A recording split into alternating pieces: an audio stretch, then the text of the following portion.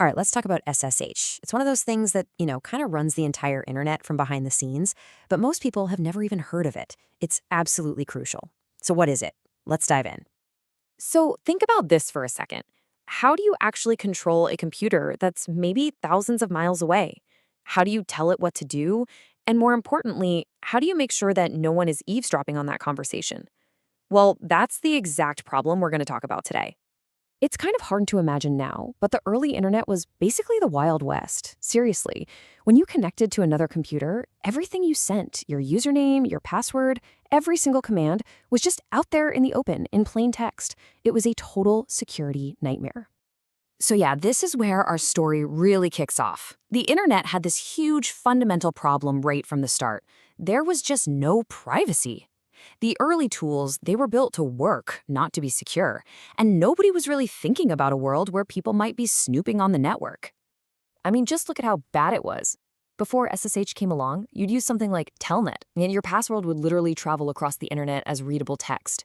Anyone who knew how to listen in could just grab it. Same with your commands, your data, all of it. Not good. And this wasn't just a theoretical problem. Back in 1995, a researcher in Finland named Tatu Yalonen actually saw a password sniffing attack happening on his university's network.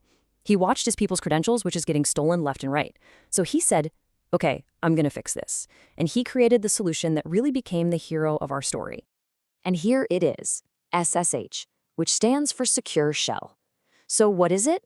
Well, at its heart, it's a set of rules, a protocol, that uses really smart cryptography to let you talk to another computer safely, even when you're on a totally public network like the internet. And the name? It's perfect. It tells you exactly what it does. The secure part? Well, that means everything is encrypted, right? It's all scrambled up so no one else can read it. And the shell part? That's the command line, the terminal. It gives you direct access to control that other machine. Secure? Shell. Simple.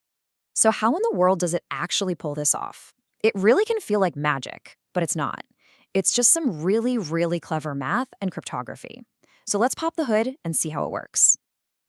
This is probably the best way to think about it. Imagine the internet is this giant, chaotic public highway.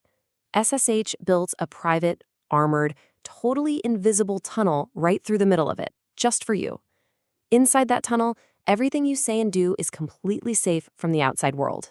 And that tunnel gets built through something called the SSH handshake. It's kind of like making a secret phone call. First, your computer calls the server. The server answers and proves it's the right server. Then you both agree on a secret language, a specific type of encryption that only you two are going to speak. Then you prove who you are, and boom, the secure call begins. Okay, that last step, that is so important. Proving your identity. How does that server really know it's you talking to it? This is where SSH gets super smart with a concept called cryptographic keys. To really get this, we're going to switch analogies. Let's forget the phone call for a minute and talk about a secure mailbox. This idea really makes public and private keys, which are the heart of SSH security, make a whole lot of sense. So here's how it works. You have two keys that are mathematically linked. Your public key is like the mail slot on your mailbox. You can give it to anyone. They can use that slot to put an encrypted message inside for you. But, and this is the key part, only you have the private key, the actual physical key that can unlock the mailbox and read the message. You never, ever give your private key to anyone. And that system is what makes SSH so incredibly strong. I mean, you can still use a password with SSH, but that's like putting a cheap padlock on a bank vault. It's vulnerable to being guessed over and over. Using keys, though, that's like having a password that's billions of characters long. It's basically impossible to crack. It's why it's the gold standard for any real-world professional system. All right, so we've seen how it works, which is cool. But let's zoom out a bit. Why does any of this matter? Because this little protocol isn't just some niche tool. It is an absolute pillar of all modern technology. And if you're working in tech, or want to, this matters to you. Because understanding SSH isn't just optional, it's a requirement. If you're into cloud, DevOps, cybersecurity, heck, even software development, you're going to be using SSH, probably every single day. And here's a little bit of networking knowledge you just got to know. By default, SSH listens on port 22. You know how websites use port 80 for HTTP and 443 for HTTPS? Well, SSH has its own special door, port 22. That's a fundamental piece of the puzzle. And don't for a second think that SSH is a one-trick pony. Oh no, it is a complete Swiss Army knife.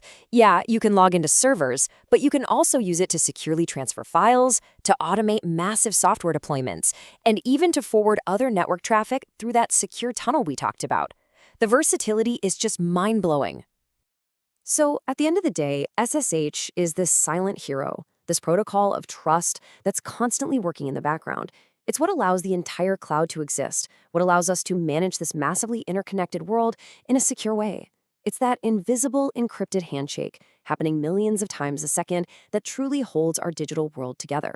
Makes you wonder, what other invisible tech are we all relying on every single day?